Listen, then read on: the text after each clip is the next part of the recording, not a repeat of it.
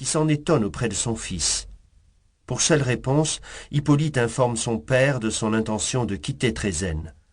Le malentendu s'installe alors entre les deux hommes. Acte 4.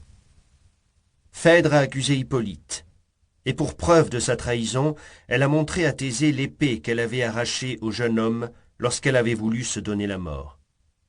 Dans son empressement à la quitter, alors qu'elle venait de lui avouer son amour, il avait abandonné son arme. Pour soutenir sa maîtresse, Œnone confirme les accusations portées par Phèdre. Aussi, lorsqu'Hippolyte se présente devant Thésée, ce dernier, convaincu de la trahison de son fils, l'agonie d'insultes et le maudit. Sourd à ses dénégations, il refuse de croire Hippolyte, qui pour se disculper lui avoue son amour pour Aricie. Il le bannit, puis confie sa vengeance au dieu Neptune, qui va se charger de donner la mort à Hippolyte.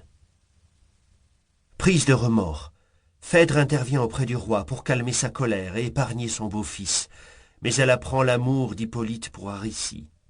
Folle de jalousie, elle se tait et renonce à le défendre.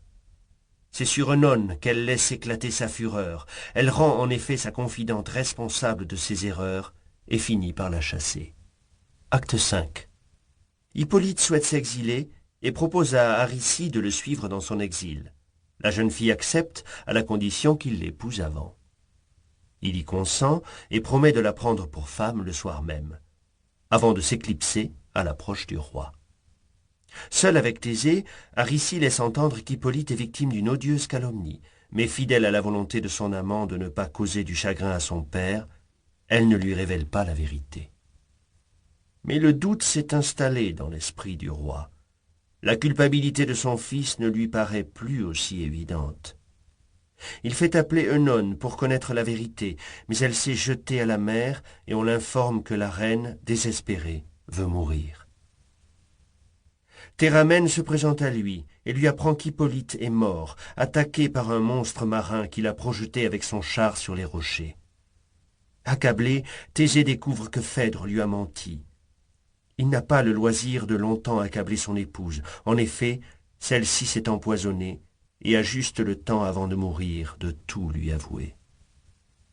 En mémoire d'Hippolyte, il décide de prendre Aricie pour fille.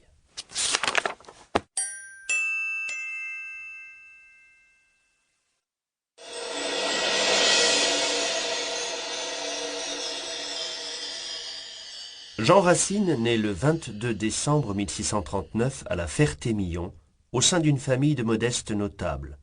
Son père, contrôleur du grenier à sel, et sa mère, fille d'un procureur du roi, décèdent à peu d'intervalle de temps. Très tôt orphelin, Jean est recueilli à l'âge de 4 ans par sa grand-mère paternelle, tandis que son grand-père maternel prend en charge sa jeune sœur. L'enfant entre très jeune au collège janséniste de Beauvais, puis il passe par les petites écoles du couvent de Port-Royal-des-Champs, où s'est retirée sa grand-mère. C'est le premier collège où l'enseignement est dispensé en français et non en latin, et où les élèves sont répartis en groupes de 4 ou 5 autour d'un maître, prêtre ou laïc. Ces 3 années passées dans cette école renommée pour l'excellence de ses maîtres seront essentielles pour sa vie et sa carrière. Lorsqu'il quitte Port-Royal à l'âge de 19 ans, il lit le grec et s'essaie déjà à la rime. Il fait une année de philosophie au collège d'Harcourt à Paris, puis s'installe chez son cousin, l'intendant du duc de Luynes, austère janséniste. Le jeune Racine commence à fréquenter les salons mondains et littéraires et se lie d'amitié avec La Fontaine. Il écrit une tragédie, puis en ébauche une autre avant que sa famille et ses maîtres jansénistes de Port-Royal, inquiets de cette dérive, l'éloigne à Uzès, chez un de ses oncles, qui doit lui obtenir une charge d'ecclésiastique. Dans le sud, il étudie la théologie pendant presque 2 ans, puis, lassé d'attendre une charge qu'il n'arrive pas, il revient à Paris et à la littérature en 1663.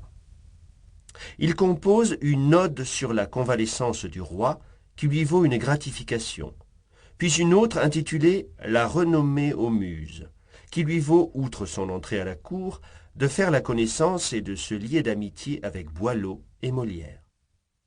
La troupe de ce dernier... Pour continuer à écouter ce livre audio gratuitement, cliquez sur le lien dans la description et vous pourrez l'écouter en entier sans frais grâce à l'essai de 30 jours d'Audible.